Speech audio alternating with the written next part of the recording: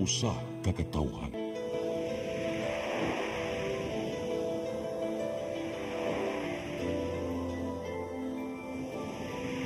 Cebu Catholic Television Network.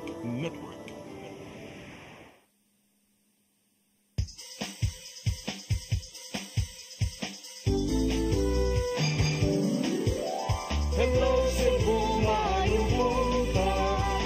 Nagsunta ang kahayag nga nagsugid sa matuod, nadagan sa panghitabo. Hello Cebu, maayong buntag Pinoy.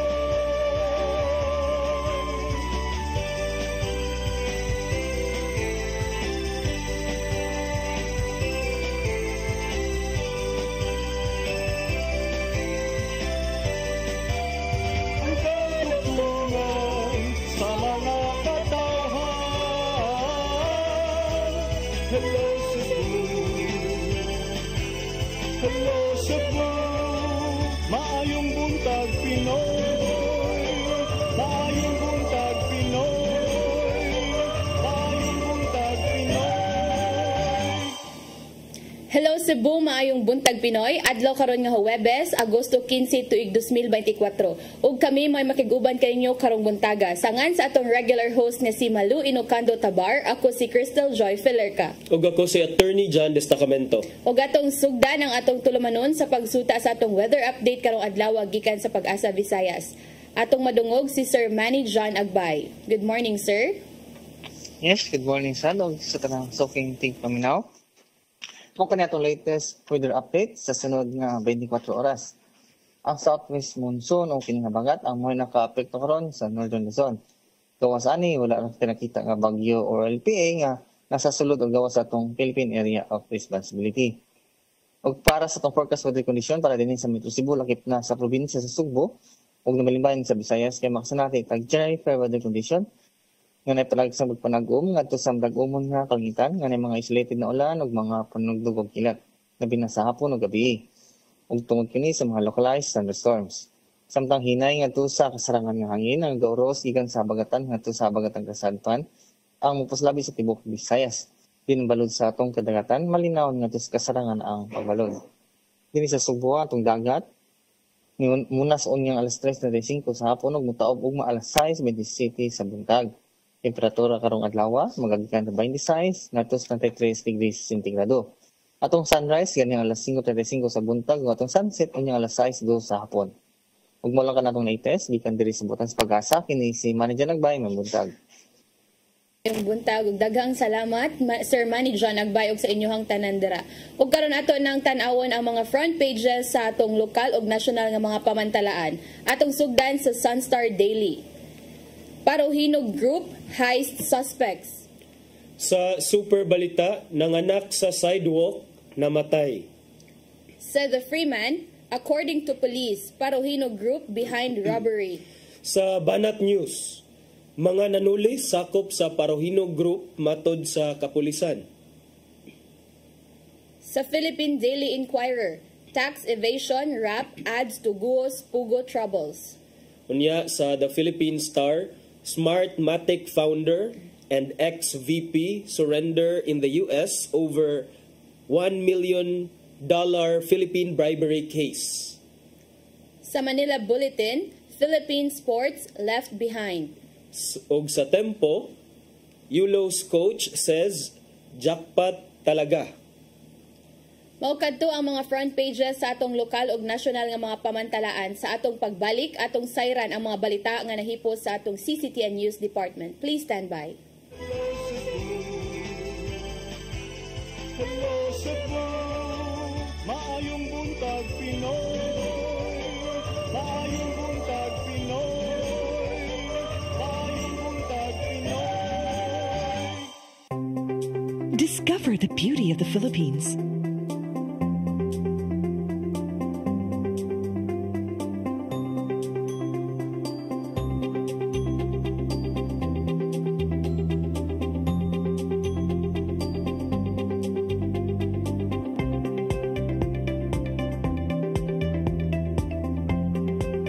With Philippine Airlines, the country's flag carrier.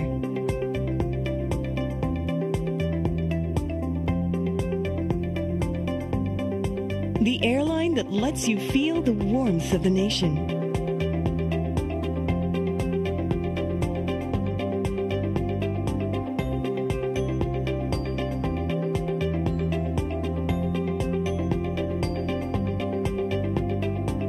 Mabuhay!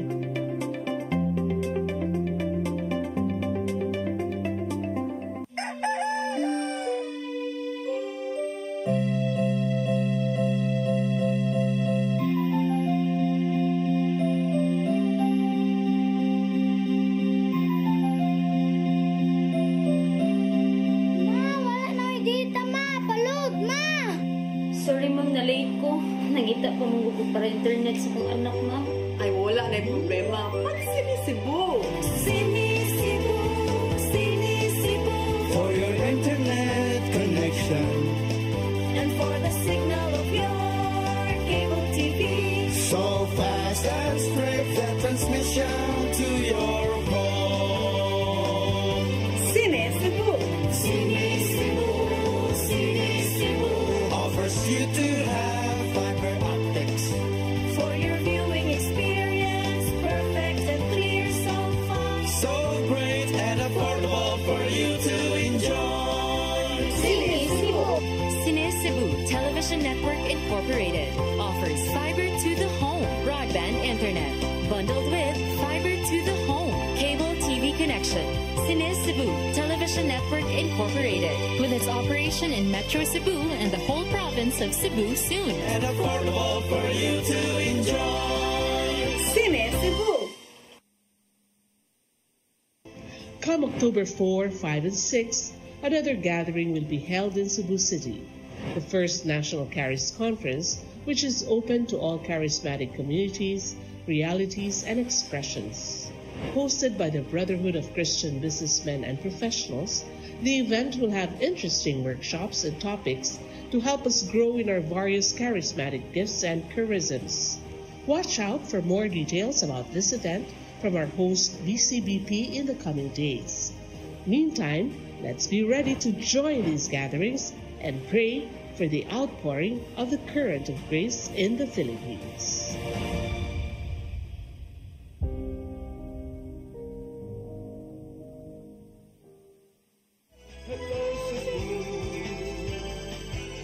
Hello Cebu, maayong buntag Pinoy, maayong buntag Pinoy, maayong buntag Pinoy. Balik ta sa Hello Cebu, maayong buntag Pinoy. Ug karon ato nang sayran ang mga balita nga nahipos sa atong CCTN News Department. Naguna sa mga balita, mga nakay nga libod suroy wala magpadala sa tambalanan tungod kay walay kwarta. Tungod niini sa daplin sa daan nanganak ang babay ug patay ang mag-inahan. Ang kasayuran ihatod ni Sheriza May Uy.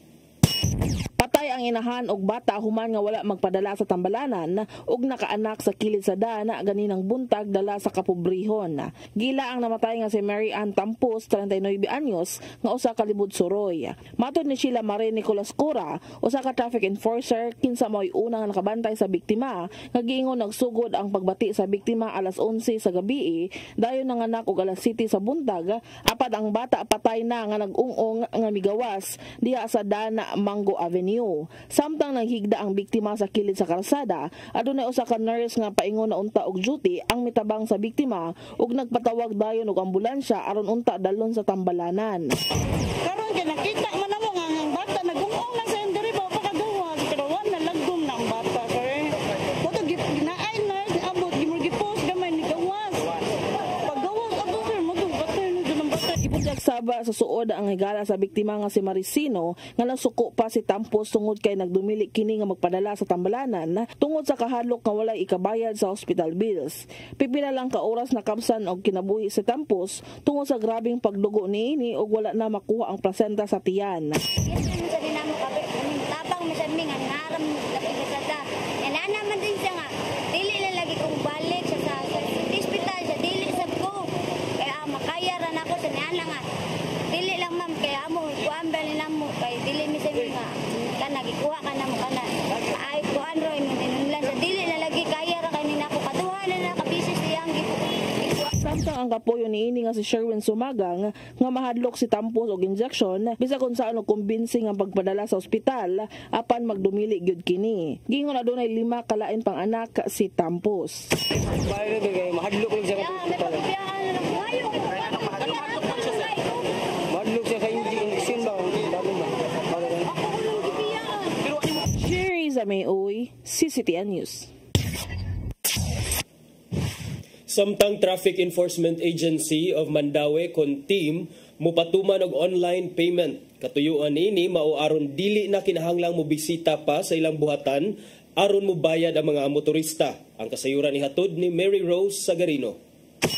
Giproseso na sa Traffic Enforcement Agency of Mandaue kon team ang pagpatuman sa sistema alang sa online payment sa traffic violations. Ang online payment ipatuman sa team karong tuiga. Long term na one of the long term plan nga kanang para sa online payment na to dire kay especially karon nga we're filing cases ba sa ato ang mga traffic violators na iuban nga mao lagi gusto sila kanang online payment kay para dili na sila muari dire. Kung hinpit nga i-implementar ang mga traffic violators, dili na kinahanglang mobisita sa buhatan sa team sa barangay sentro aron mobayad sa ilang penalty. Although karon naatay mga ingon ana no kanang pero dili mo siya direct sa team, mo na pa siya third party ba. Moagi pa siya say naatay kaila nga na GCash mo na maka cash out ingon ana or maka cash in. Pero wala gyud tay kanang when you say kanang sa team gyud siya nga kanang para direct gyud siya sa team ba wala pataan na. But we're hoping within the year na ata. Nagtinguha ang team nga mas mapadali ang proseso ug masayo na alang sa drivers labihan adunay mga violators nga mga taga-lagyong lugar. Sa datos sa team moabot sa kapin 80% sa mga sakyanan mobiyahe sa kadalanan sa Mandaue ang taga-laing lugar ug igo lang niagi. Ang team hugot nga nagpatuman sa lagda sa trapiko. Din ang ubang traffic violators nga dili manumbalig sa citation ticket ang gipasakaan og kasong kriminal. Mary Rose Sagarino, CCTN News. Sa pagpadayon sa atong mga balita, coordination meeting gipahigayon sa Lapu-Lapu City Tourism Office sa mga tourism stakeholders kagahapong adlaw aron awhagon nga magpa-accredit. Karong sunod tuig kinahanglanon na ang Certificate of Accreditation aron makakuha sila og mga business permits. Ani ang dugang nga kasayuran.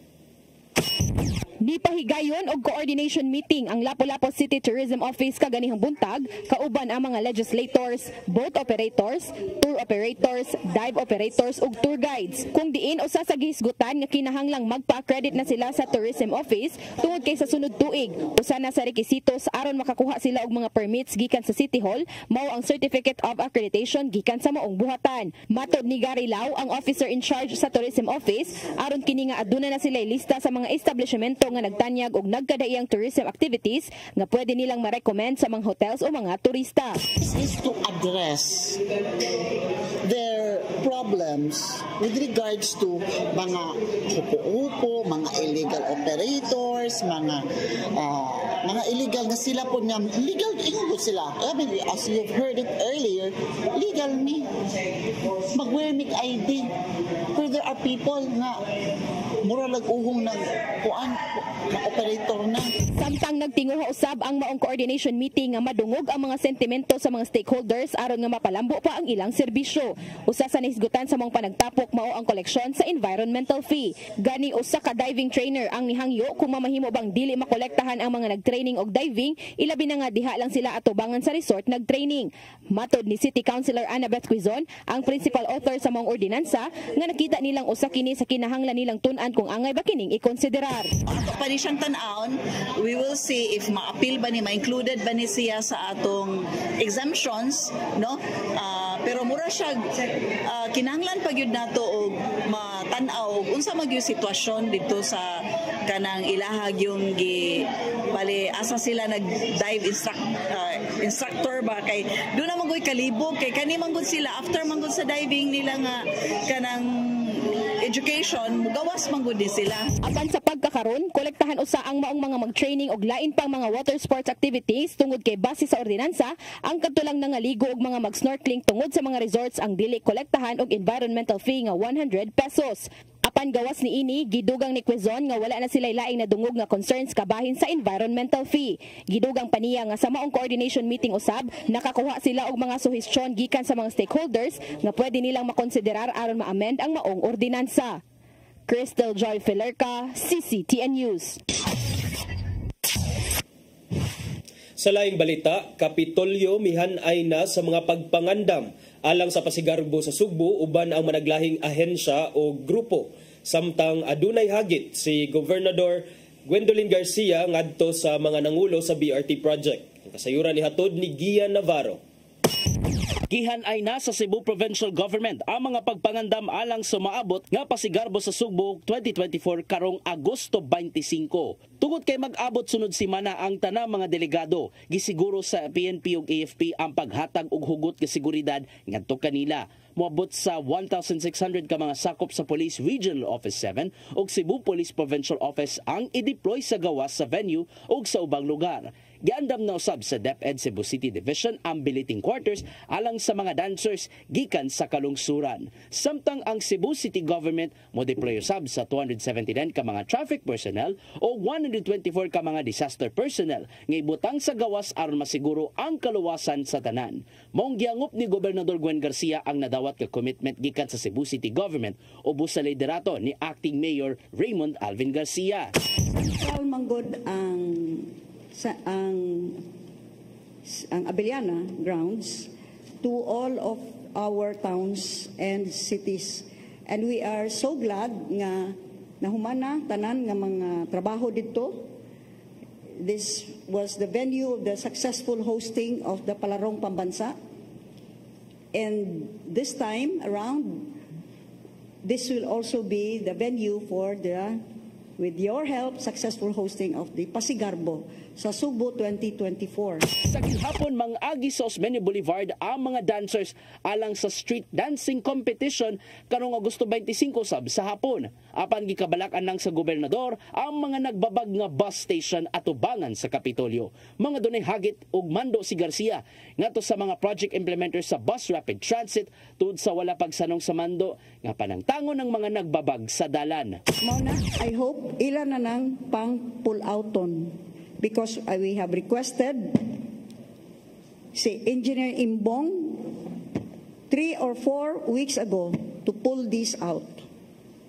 They are causing additional traffic congestion and they are violating existing heritage and property right laws. Kung di pa gina nila i-pull out, then we will have to consider legal action. Samtang andam usab mo suporta ang mga ana sa pribadong sektor aron motampo sa pagkamalampuson sa mong kalihukan. Gikatakdang i-finalize ang tanang mga gipanghanay nga pagpangandam karong Agosto 25 sa hapon. Pipila ka daw sa di pa ang ritual showdown. Gian Navarro, CCTN News. Sa atong uwahing balita, sakyanan nga mo ay gigamit nga getaway vehicle sa mga tulisan sa duha ka jewelry store sa Barangay Ermita, dali nga natultulan human gipakita ang hulagway. Miresulta pa kini sa pagkasikop sa driver sa maong sakyanan. Ang kasayuran ihatod ni Arnold Bustamante. Daghan ang mihatag ng impormasyon sa kapulisan sa Repesa Sugbo human gipakita sa publiko ang kuha sa CCTV camera sa sakinan nga maghimong getaway vehicle sa mga tulisan nga may responsable sa pagtuli sa duha ka mga jewelry store nga nibutang sa Dalan Calderon, Barangay Ermita sa Dakbayan sa Sugbo ni Adtoga Huwebes. Pasado alas 8 sa Martes sa gabi, natultulan sa kapulisan ang Mitsubishi Adventure Color Silver Gray nga doon plate number nga GAB 5200 nga giparking sa usa ka hilit nga dapit sa Zone Ahos, Barangay Paknaan sa siyudad sa Mandaue. Ni Police Lieutenant Colonel Maria Teresa Makatangay, Deputy City Director for Operation sa Cebu City Police Office o kasamtangan nga spokesperson sa Special Investigation Task Group nga giumol sa kapulisan sa Dakbayan Sugbo nga dali nga giadto sa mga pulis sa Carbon uban sa Mandaue City Police Office ug ilang naabtan ang driver ni si Marcial Ponisto nga taga pagsabungan Dakbayan sa Mandaue. Musibat daw ta kini panababagan sa mga pulis ug nakita nila nga dunay dalan ni nga arma sa sulod sa sakinan ug silang paghiling nakakuha pa sila og usa ka granada ug mga jacket. Actually, nakita na siya kay Gasigi o trace ato ang mga operatives no using CCTVs coming from private agencies and of course informants of the police. So naabot sila ato nga lugar and agi pod og tabang sa mga malulupyo didto. Nailhan ang maong driver. Sunod sa mga kuha sa CCTV camera gibutyag ni Makatangay nga unang nag-abot ang usa ka motor kang getaway vehicle sa dalan MC Briones ug misunod ang laing nga mga suspitsado sa gawa sa usa ka dakong tindahan sa may Burgos ug ang katapusan sa dalan Colon. May diretso kini paingon sa usa ka motel sa Dakbayan sa Talisay ug ang katapusan nga kuha sa CCTV camera dito nasigpatan ang maong sakyanan sa barangay Luok sa sulod sa Mandawi. Nasuta na nila kung kinsa ang nag-iya sa maong sakyanan kay usa ka pulis nga nagranggo og Police Master Sergeant nga na destino sa National Capital Region Police Office nagingong nakalib sa trabaho atol sa naitabong pagpanulis. Yes, we were also able to trace that and that is also one of our POIs actually. So we are preparing cases for these people. Na ang upat sa mga suspitsado din mato ni Makatangay sakop sa usa ka dakong grupo nga nagbase sa Mindanao nga mao ang Paruhino Robbery Group. Ang duha niini gingong naapa sa Sugbo samtang ang laing duha posibleng nakagawas na apan ila na kining nailhan kung si kinsa apan ang laing lima giila nga mga local boys apan lumad nga taga Mindanao ug naana sa Sugbo na nimuyo. So far yes. But kani siya nga grupo ako lang klaruhon nga kini taga nga rin no. They claim to be aligned with the Paruhino group and that is what they're claiming, and they only look for what we call this one a local personality here will help them scout for targets. Ipasalig ni Makatangay nga kung mahuman na ang tanang papel o ang pagkuha sa mga ebidensya, mamahimong nga makapasaka na sila og kaso karong nga Biyernes, Agosto 16, 2024. Tungod sa mong kalambuan, si Cebu City Acting Mayor Raymond Alvin Garcia nalipay og midayeg sa kapulisan sa Dakbayan sa Sugbo sa pagpangulo sa hipinini nga si Police Colonel Antonio Cañete. Sa walay hunong nga trabaho ron lang masulbad ang nahitabong kaluhang nga pagpanulis. Nagtuang kasamtangan nga mayor nga ang pagkuha sa getaway vehicle nagkaduol na nga masulbad ang mong krimen. So first of all, I would like to commend the Philippine National Police, Cebu City Police Office for this breakthrough in this case. Here with us is the alleged driver of the getaway vehicle, and of course we are still doing more and more investigations so that we can be able to find the other perpetrators of this crime. Pero kanida ko na kayong breakthrough. We feel and we believe na we are nearing already the conclusion of this criminal act. Ibutdiag si Makatangay nga posibleng doon na pa'y laing sakinan nga gigamit sa mga tulisan nga mo sa bagilang subayon silang SITG sa pangutana kung asa na ang mga alahas nga nakuha sa mga tulisan human sa unom kaadlaw nga milabay naglisod na sa pagtubag si Makatangay. Arnold Bustamante, CCTV. Maukadto ang mga balita nga nahipos sa atong CCTN News Department nga inyong nakita kagahapong adlaw sa Sayre 47. Sa atong pagbalik, magisgot-isgot na kita og pipila ka mga isyu nga manginlabot ang lungsod ug ang nasod. Please stand by. Hello Cebu, maayong buntag Pinoy, maayong buntag Pinoy, maayong buntag Pinoy. Discover the beauty of the Philippines.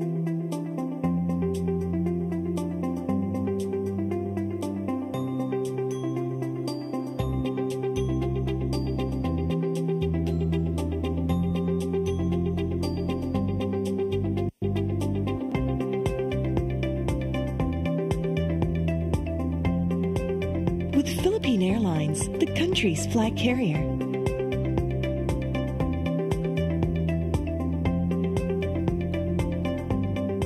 The airline that lets you feel the warmth of the nation.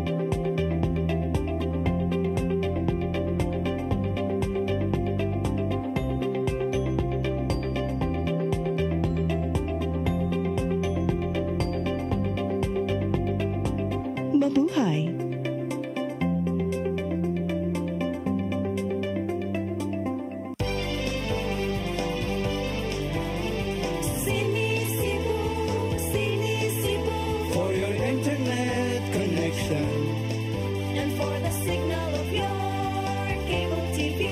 So fast and straight, the transmission to your home.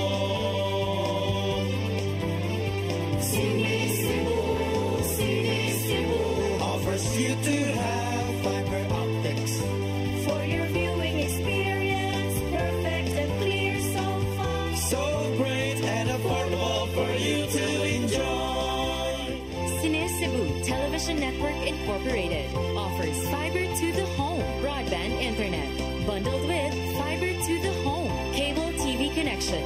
Cine Cebu Television Network Incorporated with its operation in Metro Cebu and the whole province of Cebu soon. For your internet connection And for the signal of your cable TV. so fast and straight that transmission to your home. Cine Cebu offers you to have fiber optics For your viewing experience, perfect and clear so far. so great and affordable for you to enjoy.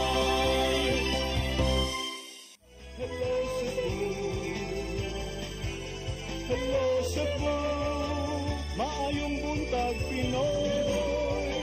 Maayong buntag Pinoy. Maayong buntag Pinoy. Balik sa Hello Cebu, maing buntag Pinoy, arita sa tong pagisgot-hisgot partner. Sugda nato aning balita nga duna entay usa ka inahan nga nakabsan sa iyang kinabuhi, lakip na ang iyaha untang puya or iyang anak. Dihang nagdumili kini siya nga magpahatod sa tambalanan aron unta didto mga anak. So kani nga inahan partner usa ni siya ka libod suroy base sa ay balita ganina ni Sheriza Bay Uy.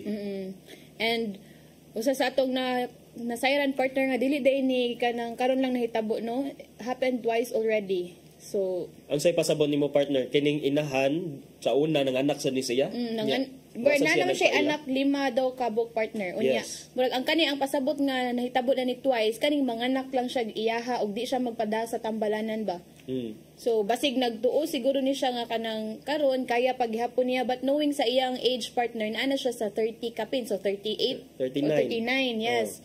So kana ang kuan ni partner no mo ni atong makuan ba maka-reflecta nga ngano ka ang katawhan ba mahadlok man mo adto sa mga ospital kung naatay mga gipang batsyag sa atong mga kalawasan, usab gid nino nga maka mo imbis bisaganahan ta kabaw ta ganan ta magpatambal, pero usab gid nga mo pugong sa ato kay kani ang kakuwang ang kawadon mo nagi-claim sa inahan kay murag nakasulti pa man siya before siya namatay in town ganun dili siya magpada sa ospital kay lagi do na may daghang mga concerned citizens kay diha raman siya nagpwesto anang diha sa kilid sa dan tanawa diha sa may Mango Avenue, General Maximum Avenue unya. So kuan kayo siya kining strategic kay location makit-an gyud siya sa mga tao. So ang mga ubang mga tao mingon siya nga dadon unta siya sa tambalanan pero siya nagdumili kay lagi matud niya wa siya kwarta. Pero later on ganina sa report ni Sheriza niikon ang iyang live-in partner nga mahadlok kuno ni siya sa ospital. Malagi mahadlok og injection, pero unsa-unta man nga part man gyud na di ba kung mga anak ka na kinahanglan ba gyud na mag-injection. So unsa may imong tan-aw ani partner? Ang akong tan-aw ani the policy in the Philippines when it comes to giving birth partner is gidiscourage gibawal gina siya ang anha ka mga anak sa imong balay. So mo na gitawag og no home birth policy. So as much as possible kung ikaw sa kakainahan nga nag-expect nga mga anak, dapat adto jud ka mga anak sa usa ka ospital or sa usa ka birthing facility nga giingon. Mao gani ni nga para unta matrace ang imong pregnancy, do na jud kay records from prenatal up until the time nga mga anak ka. Ang imong birthing facility dapat na ana. And it has been implemented partner kining no home birth policy in the Philippines. Mao bitaw ni nga wala na bawal na ron nga kung magpa-register ka ang ibutang nimo didto nga midwife is hilot or mananabang, because sa una mao man na ang practice partner katong dili pa kayo uso ang magpahatod sa ospital kay sa atoa sa di ba sa probinsya lagyo sa ospital sa una anha raman mga anak sa balay magtawag raman na nabang, but bawal ani siya since 2008. And in response ani dunay daghang mga LGUs nga nagpass na og mga og mga ordinansa nga nagdumili sa or nagbawal aning pagpanganak diha sa imong balay kay para mahatagan ka og igo nga atensyon, igo nga medical nga treatment while nanganak ka diha sa facility, health facility partner. Sa giingon yung partner nga bawal sud nanay mga multa nga pagabayaran partner if ever makapanganak ka sa imong panimalay? Right now partner kay mura siya gi-discourage lang, so dili gid siya required or compulsory, so gi-discourage siya. So mao na nga kaning ang uban gani, because naman sa tay nakit-an nga ang uban anha gyud manganak because emergency na gyud kayo, ni gawas na ang bata, wala na nakadagan sa ospital. But kini yang case partner lahi ni siya because dili wala gyud siya nagpaadto, and hinuon matawag ni nato iyang case partner nga mura rasad siya og kining exception to the general rule. Kay since 2008 when the no home birthing policy was implemented, makita nato base sa National Demographic and Health Survey sa Philippine Statistics Authority nga misaka ngadto sa 83% niadtong 2017 og 88% ngadto sa 2022 ang mga birth delivery in health facility. Meaning to say partner, nagkadaghan na sa mga ginikanan nga aware sa mga risgo o tungod ni ana adto na sila mga anak sa tambalana na gid partner. Which is good partner kay at least ang kuan namang gud ana kay bota ang end goal ra gud ana nga kanang mahatagan gud sila og medical attention kay dili ni sayon ang pagpanganak kay although di ba kabawan ta partner nga uban nga kanang naalang sa mga anak sa balay sa una nya mao ra idagyapon sa hospital kay kanang need gud sila og kanang medical attention. So hopefully, I guess, feel na ko partner, usara po dani nga kanang tungod kay iyang sitwasyon po nga libod suroy lagi. So, di siya, basig, possible, wala po ni nagpa-prenatal, wala ni nagsigig visit sa mga health center or sa mga public hospital. So, kani mo niyang ending nga, murag sa iyan lang po, nga di siya magpa-adto sa hospital. Kaya I guess kung nisikag pa-prenatal, sikag pa-check up, di ba makuan ba ka na sa doktor nga, okay, kani nga time, mo ari na kadriha, mo na. So, kana ba siguro usara pud na kay wala pud ni siya ka-check up siguro, and tungod pud sa kahadlok or kawadon nga mahadlok ni nga makabayad og dako, wala siya ikang ikabayad. But naman tay mga kuan, di ba, mga public hospitals natay mga programa sa gobyerno nga kanang makatabang sa mga ingon ani mga libod suroy, mga pobre nga wala pud taw ika-afford sa pagpanganak. Ang ako sa pangutana ni partner kung doon na ba'y tulubagon ang barangay. Kay ang barangay doon na sila yung mga unsay tawagan na nila BHW, Barangay Health Workers nga magkuan man ni sila partner, magrubing man ni sila sa barangay, mangita og usahay manimbang og magtimbang sa mga bata, maghatag og mga vitamins and all, and then kung dunay buntis sa barangay ila sa nang i-check up, ilang i-monitor as part of their job. So I wonder if na-appeal ni siya, na kuan ba ni siya na survey ba ni siya sa barangay, although tungod sa iyang nature lagi nga as a tao nga libod suroy siya, although giingon diri nga iyang address kuno taga barangay Tisa siya, pero look na siya sa Mango Avenue nakaanak. So lison sa dinoon, pero kini dako sad og role siguro ang barangay partner sa pagsusi sa mga kahimtang sa mga nakay nga mga kababayan diha sa ilahang respective jurisdictions partner. So minaotunta nga dili na ni siya mausab. Mao gyud. So kana ato nang i-reflect partner og unta kani atong makawanan ba nga it's a lesson learned for everyone katong mahadlok bitaw nga kana ang if ang problema lang gyud ang kawadon, mapangitaan namang siguro nagpaagi partner kay bisag unsaon pa nato kay sayang imo lang ikuan imong irisgo imong kinabuhi ba nga ug dili lang imong kaugalingong kinabuhi but also ang kinabuhi sa imong anak ug ang kinabuhi sa mga anak nga imuhang mabilin kay marga atong nabon lima to iyang mga anak. So anak. So punta ka ba pila mga basta mga pila pa ni edad ani for sure mga minor de edad pa pud ni. Okay. So arita sa uban natong hisgutanan partner, arita sa update sa nahitabo nga pagpanulis diha sa duha ka jewelry store sa Barangay Ermita, Cebu City. Ato nang nasayran gikan sa kapulisan ganina sa report ni Sir Arnold Bustamante nga mga miyembro sa Parohinog robbery group maoy nagpaluyo sa kaluha nga pagpanulis partner niadtong milabay nga semana. So mao na ang gikuan ni Police Lieutenant Colonel Maria Teresa Makatangay ang tigpamaba sa Special Investigation Task Group ug ang base pod sa giingon ni Makatangay partner nga ang maong grupo dili taga Sugbo og giingong mukuha lang sila og local personality nga mutabang kanila aron mangita og mga biktimahon. And in the case aning duha ka robbery karon, ang local personality nga allegedly gikuha nila mao kining driver nga si Marshall Ponesto, 31 anyos, taga barangay Pagsabungan, Mandawi City. Si Ponesto os giingon nga maoy ni drive sa getaway vehicle nga usa ka Mitsubishi Adventure nga kainumduman nato nga didto last nakit-an sa mga pulis sa barangay Paknaan, Mandawi City, diin ni nakit-an sa sulod ni ining maong Mitsubishi Adventure ang mga high-powered firearms nga gituuhan nga gigamit sa pagpanulis, partner.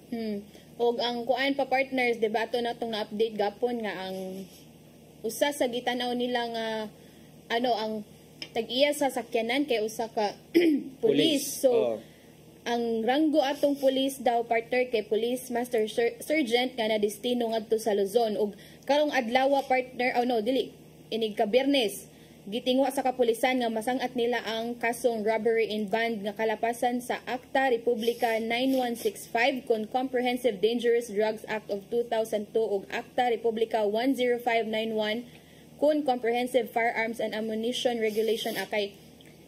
Nasa atong nakuhaan gapon partner naaman to'y nakuhaan man to og naday mga drugs po. Yes, drugs, armas ug bomba. Okay. Mao to ang nakuha gahapon subay sa pag mo na recover nila sa sakyanan partner. Pero ang ako ani partner nga may untag musuka pa ni ang ilang driver partner para ma-identify nato ang mga suspect. Although niingon man si Colonel Makatangay nga at least 4 of the robbers are members of the Paruhino group. And then nasuta ni siya kay gipakita pa itong mga pictures sa kuan. Gipakita ang mga pictures niya, na-identify ni siya sa mga biktima nga yes positive. So mo to nga na-confirm nila nga basin nga miyembro gyud sa Paruhino gang. Anya kini partner nagkakuan na gyud ni siya. It seems nga ang Sugbo maoy favorite nga destination biktimahon sa Paruhino group. Dito. So mo nang atong kuanon partner ug unsay ka ng latest nga update ni nga kaso ug mustorya na ba ni kinsaya mga kauban kay di pod siguro nimo sugot nga siya usay mapriso niya iyang mga ang ibang mga kauban wala nagkuan pa didto. Tinuod siya in town ang nabilin kay siya may driver, siya may local contact dere nya dahil unsa ra sad kay gipasalig sa iya ha gayang buhaton nya dahil ambot ko na bayran na ba ni siya sa iyang or nakadawat na ba kani siya sa iyang share o wala pa. But so far wala sa mga nigawas nga report wala pa tay additional information nga statement gikan sa maong driver. Ang panganiya si Marshall Ponesto, 31 anyos nga taga barangay Pagsabungan, Mandawi City. So wala-tulato na to partner basig doon na tayo igong update ani, but again sama sa tong giingon kagahapon partner nagpasalamat ta nga ni roll na ang investigation doon na nay progress. At least doon na nay mga leads ang kapulisan kung unsay ilahang iporsu nga angle sa ilahang investigasyon. Yes, agree to that partner. Og karon ari na ta sa kanang light news partner, murag bali na punta kay murag puro ni mga kon ato mga sad news partner. Bitaw mga bad news man to atong duha ka gisgutan. Kagapon partner no nagpahigayon og homecoming parade para sa atong mga Olympians. Yes. Unya mihimo sila courtesy call dito sa Malacañang kang President Bongbong Marcos partner. And then of course star sa homecoming parade ang ato ang double Olympic gold medalist nga si Carlos Yulo nga na-champion sa artistic gymnastics sa men's division para sa vault ug floor exercises ka event.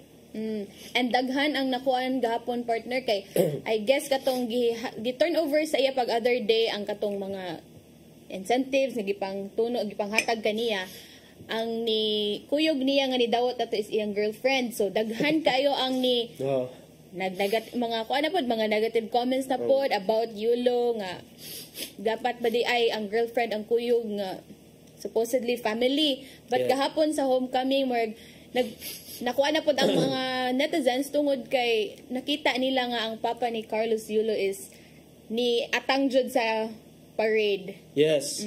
No makita to mga picture nga grabe kayo ang pag-cheer sa amahan ni Carlos Yulo sa iyang anak sa dihang mi agi ang unsa to convoy sa mga Olympians diha atubangan niya. So at least atong makita nga murag hinay-hinay unta nga magkahiling, although that's personal stuff, that's family matter na sa ilaha. But for now, gusto lang nato nga i-focus atong balita ang Garbo Pride kay gihatag nila alang sa tuang nasod partner. And usa agagahapon partner sa ilang I think dinner man siguro na ni kuan pud to si President Bongbong Marcos nga nangutana na siya sa iyang mga ningon siya partner nga na left behind na daw ang sports sa Philippines. Oh, so na left behind. Na left behind na kay ano nakaingon man siya nga na left behind partner nga in the first place sa last 2 ka Olympics, Summer Olympics, ang Philippines actually ang always nag-una sa 11 ka mga Southeast Asian nations based sa ilang performance dito sa Olympics. So, that I don't know partner kung unsa iyang basehan ana, pero the good thing is nakamurag reflection partner ba nga gikuan na niya ang mga athletes nga unsa may mga kinahanglanon ninyo, asa man mo dapit nagkalisod, unsa may mga kuwang sa inyuha nga pwede daw maka-assist ang government. Pero makaingon kag partner, why now? Too late, the hero partner kay human na. And then karon na sad siguro nainggan yo og inana focus sa sports sector do karon pasalig ra mo siya zona nga mga pasalig ra sad. So atong paabuton kung doon na ba'y mga konkretong mga lakang imuon ang Malacañang, ang presidente, anong pagpalambo sa sports sector aron sad mo further elevate ang status in the field of sports and games partner kay ato ra bang nabasahan sa report ang katong former trainer ni Carlos Yulo nga si katong Japanese nga si Coach Muni ba to? Muni? Katong Japanese coach niya gitap na karon gikuha karon sa Thailand partner kay ang Thailand gusto sila nga maka-catch up or mag-train pod sa ilang gymnasts. So it would be an interesting twist partner to see. Bitaw. So kana ang ato pod ta kuno ani partner mo nga natay mga international coaches but di pud unta nato kalimtan nga naapod tay mga local coaches like ang usa sa ay mga I think tulo nga coaches ni Yulo is Cebuano. Yes, they are all Cebuanos partner kay mga kuan ni sila mga kana si Castañeda mga kuan ni sila mga taga Cebu. I think taga Pardo ba to? But mo ni siya nag-train ni Yulo after ni tiwalag si Yulo sa iyahang last coach nga katong Japanese. And nakoy kuan partner ba in regards to Carlos Yulo, ang si Manila Mayor Honey Lacuna partner ni propose siya partner nga gusto daw siya himuong kuan sa national treasure. Gipropose niya ang declaration of August 4 as Carlos Yulo Day. Oh wow, so inana ang Carlos Yulo effect sa mga Pinoy no nga maka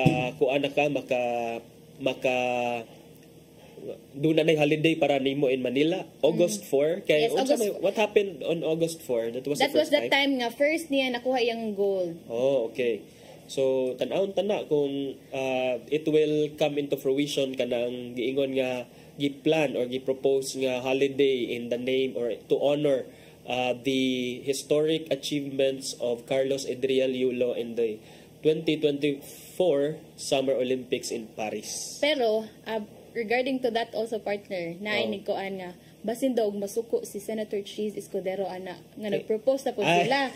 Kay di ba last week na gusto nga kanang i-minimize na ang mga holidays diri sa Pilipinas. Bitaw kay suko na ra ba kay si Senator Cheese kay ngano kunong daghan na jud kaayo tang mga holidays. Pero dili na kuno ta competitive, dili na kuno ta wala na kuno tay mabuhat sa atong mga trabaho kay sige naman lang tag bakasyon.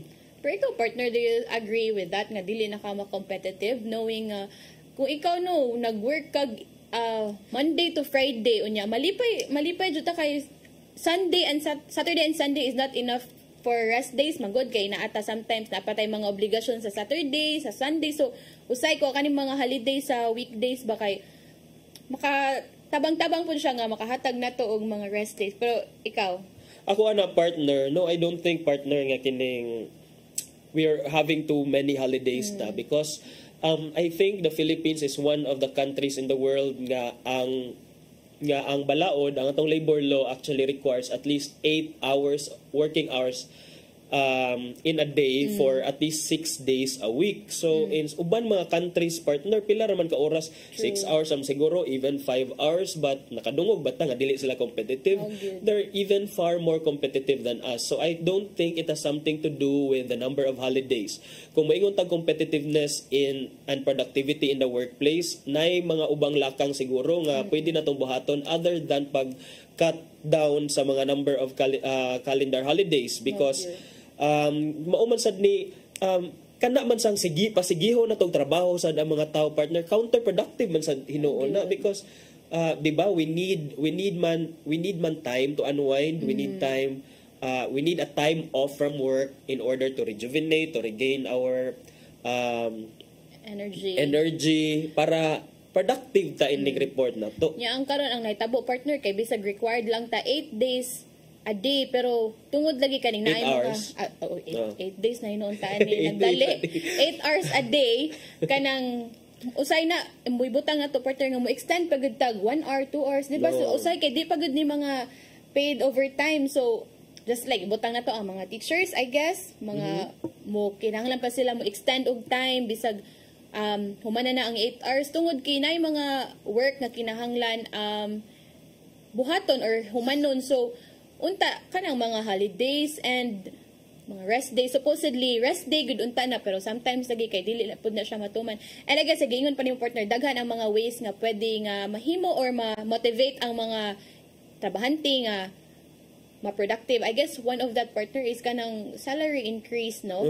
Kay I think gi-propose naman na 'di ba for Region 7 nga patasan ang salary sa mga trabahante, which is I guess usapod na nga maka-motivate kay if kanang well paid ka, ikaw pud siguro maning kamot pud ka nga kanang himon pud nimo imong best ba nga sakto ang gibayad sa imuha is kanang makasukli pud ka sa gibayad sa kumpanya sa imuha, makatrabaho pud kag tarong. And I guess that's one way nga i-motivate ang mga workers, not just I mean kanang mga holidays nga ikat. Ikaw how do you see that partner nga?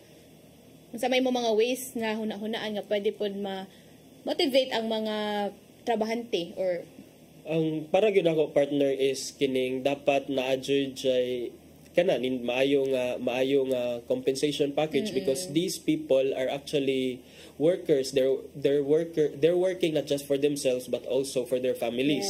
So mas maayo nga you take care of their welfare by giving them more competitive nga compensation package, but also they should be more kuan. We should not use the law man partner para to exploit sa the employer because after all the employer also has its own interest partner. It's really dapat mabalansihon nimo ang interest sa worker o ang interest sa employer. So dili lang sad ingon nga hatagan na lang sad nato sa tanan bisag kita nga employer dili na nato kaya nga mohatag. So ato sad nang i-consider ang ubang mga factors kung kaya bang mahatag sa company at that time. So kung kaya hatagan ka, and then if hatagan ka ana nga nindot nga compensation package, then it's also expected of you to perform para sa ma-deliver nimo ang kung unsay gipangita sa employer nimo gikan nimo. And then kanang mga kuan siguro mga team building activities, mga unsa pa nga mga trainings, maybe mga incentives kung makakuha, manlitan kung makakuha sa quota nimo for the month. Doon na kay ma-add nga additional nga incentives. So daghan mga paagi partner nga pwede nato ma-improve ang productivity in the workplace without having to resort to these holidays. These holidays were instituted partner for some reasons. We're honoring our heroes, we're honoring our our laborers in the case of Labor Day. We're celebrating Christmas and all, but dunay rason. And then for a long time wala man siguro for a long time ato na yun ang nahimong tradition in the Philippines, partner. So I don't think nga it will hurt our productivity if ever tangtango na. I guess it's giingon pa ni partner, it's a give and take relationship nga ang company or ang asa ka nagtrabaho kay giatiman ang mga workers. I think ang workers sa pod mo give back ra pod na sa kanang kaayuhan nga gihatag sa ilang company to them. So so wala na jud tay igong oras, partner, paspas katong oras karong Thursday da murag na si Donya Daizel. Mo na nimo take care na ni sa ako. Excited kay ka, partner, ha, kay pitsa 15 ra baron. Okay, ato nang ipadangat ang giandam ni Tatay Dudong Limchua nga pulong og kinabuhi.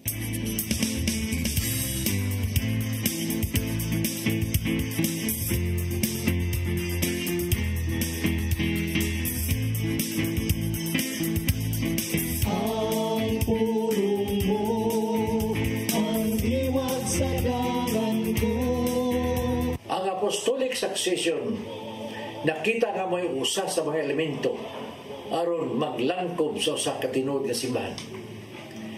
Tungod kay kini nasunod man sa mga espirituhanong otoridad o responsibilidad nga gihatag ni Jesus sa iyang mga apostoles. Sa Mateo 28:19 nag-ingon, busa panglakaw kamo ngadto sa tanang katawan sa tibok kalibutan. O himuha sila nga akong mga tinunan. O bunyagi sila sa ngalan samahan sa anak o sa Espiritu Santo. O tudloy sila sa pagtuman sa tanan nga akong gisugo kaninyo. Ato masabtan din nga ang mga tinunan ni Jesus iyang gibanduan nga gikinanglang ipakatak ang iyang mga pagtulungan. Busa ang Katoliko gyud mao ang unang gitukod na simbahan ni Kristo. Katoliko mo ang tinuod na simbahan. Sa Mateo 16:18-19 nag-ingon, busa sultihan ko ikaw si Pedro, ug ibabaw ning bato, tukuron ko nga akong iglesia. Ug bisan gani ang kamatayon, dili gyud makabuntong nini. Ihatag ko kaninyo ang mga yawi sa ginharian sa langit. Ang imong idili dinhi sa yuta, idili usab dito sa langit. O ang imong itukod dinhi sa yuta, itukod usab dito sa langit. Mga igsoon, mao kini ang pulong nga maghatag og giya sa atong kinabuhi. Pagampo kita. Sa ngalan samahan sa anak sa Espiritu Santo. Amen. Nagitong naman, kami nagampo karon ngadtong amo mga igsoon na isalaan sa ilang mga pagtuo. Lamdagi sila nga dan-on unta sila pagbalik tina sa imong tinuod nga simbahan. Amen. Samahan sa anak sa Espiritu Santo. Amen.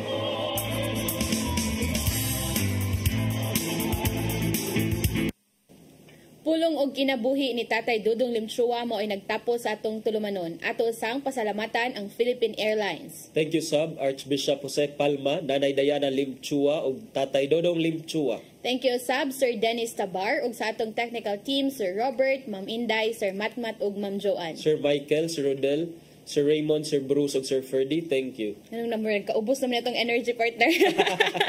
Salamat sa iyong pagpakig-uban na mo karong buntaga. Sangan sa atong regular host nga si Malu Inocando Tabar, ako si Crystal Joy Fillerca. Ug ako si Attorney John Destacamento. Uban ni gihapon ninyo ugmang adlaw sa programang Hello Cebu. Dili ugma, partner. Next. Ay, ugma man din. Nagdali man siya Lunes. Okay, partner. Hello Cebu, Mayong Buntag Pinoy.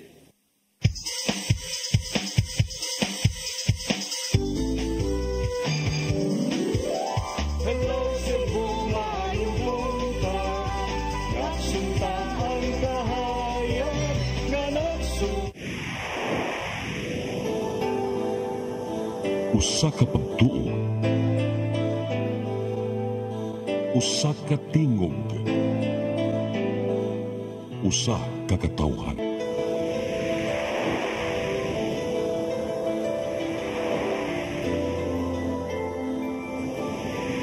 Cebu.